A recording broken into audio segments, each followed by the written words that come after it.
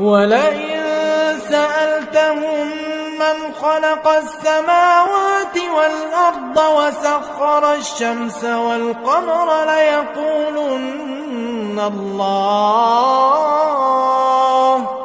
فأنى يؤفكون